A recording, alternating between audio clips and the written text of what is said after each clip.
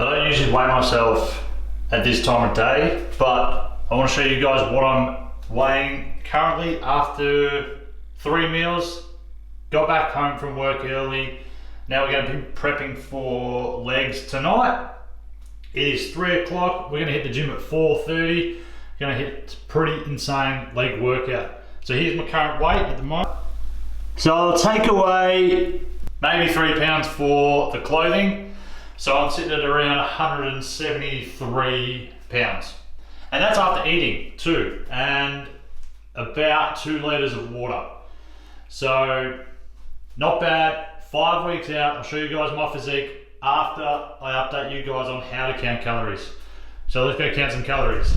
We'll get straight into it so you guys can catch up to where I am now. Currently 5 weeks away from the ICN Victorian Championships, which I need to qualify. Sorry, I need to win to then qualify for the Worlds, which is on October 13th, which is about 3 weeks after the Vic Championships. So I've got to taper into this show, then reverse out a little bit so that I can taper back in to the final World show if I win. Let's jump straight into how to figure out your calorie maintenance. I like to use my weight in pounds. It just gives you a closer figure to work with, being 2.2 pounds per kilo. So what we want to start with is your body weight converted into pounds times the amount of energy that you expend. So from a scale of 10 to 15, 10 being someone that has a desk job, so they're sitting at an office all day and they don't train. That's the lower end of the scale. It's almost like a resting metabolic rate. And then after that is the higher end of the scale, which is 15. So 15 would be someone that would have a highly active job and be, let's say, the extreme of training twice a day. So they're your two scales, and you want to set your benchmark anywhere between those two numbers without lying to yourself. Get it as close as you can, and that will give you your maintenance calorie amount. So for me, being in construction, demolition, and training every night, pretty high intensity, I would go the higher end of the scale, 14 to 15, and multiply that by my body weight, and that's going to give me my calorie amount. Then I will always start with a maintenance calorie amount for 4 weeks, see how my body adjusts to more casual foods during your lifestyle bender. But if I'm in a contest prep, the foods will then tighten up to probably around 90% clean foods, 10% not so clean, but compared to most, it's still clean, like Subway instead of pizza. Mad Mex, so burrito wraps instead of KFC burgers, things like that. It's still a little bit cleaner. It's just I'm not driven to those types of fast food. On that note, let's hit this pyramid of body composition. And as you can see here, the bottom is the biggest part. So that's the area that's going to make the biggest difference for your body weight. So the next one would be macronutrients, which would have more of an effect on body composition. So you've controlled your weight now. With the types of food that you're eating, you're going to control the way you look now and the way you feel. If you feel good, you're going to train good. You're going to recover well and you're going to sleep better. For a lifestyle diet, you just want to find that balance and know which foods your body can metabolize and run better on. Because then you know you can opt out some sweet potato or different types of carbs for dirtier carbs and what situations you may be allowed to switch them out to. If you're eating 27,000 calories and it all came from McDonald's, you're not going to look the same as someone that ate 27,000 calories of clean foods, of fresh chicken breast and vegetables with sweet potatoes. It's just going to be a different fuel and a different digestion of those types of foods. For micronutrients and fiber, that's more so your vegetables and fruits. They're the building blocks that look after everything running on the inside of your body, all the little things. And then the next bracket in this pyramid would be meal frequency and timing.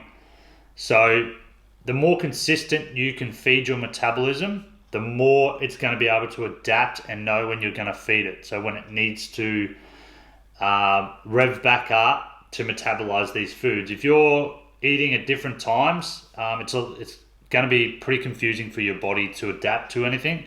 But if you're eating, say, every 2.5 to 3 hours with smaller meals, if you can, your body then will adapt to it, and then your body's going to be able to tell you when it's hungry, metabolize that food 100%, utilizing all of the macro and micronutrients in it, making you have a better run for your afternoon or morning gym session and recovery.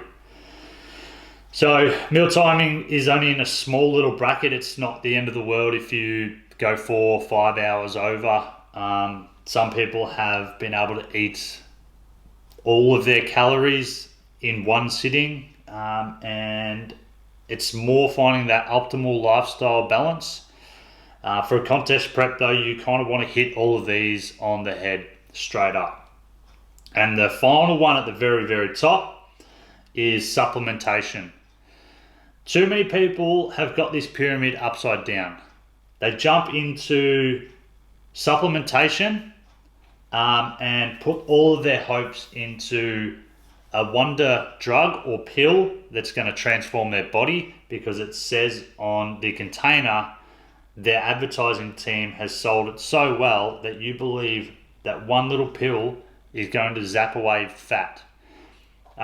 Then they leave their calories at almost nothing. So they're not feeding their body the nutrients and optimal vitamins that it needs.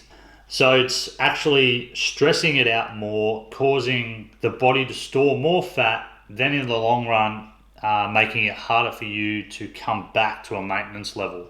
So for somebody that has done this before and not fed their body for a long time and caused a little bit of harm, they need to stick to this maintenance calories for a little bit longer. I would even double it and go for 8 weeks.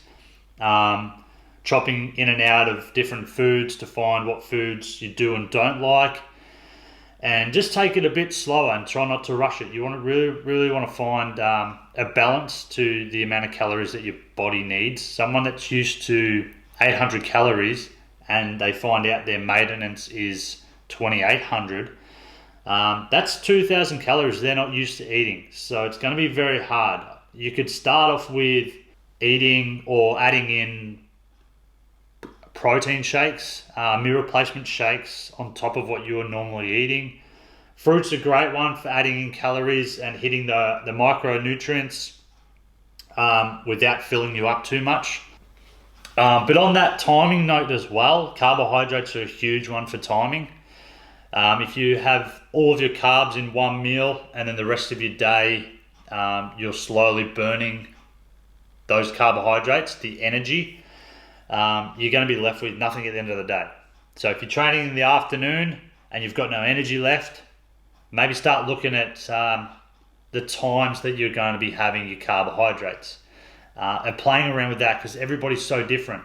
If I gave you my program, my plan, it suits me, but it may not suit you and your lifestyle.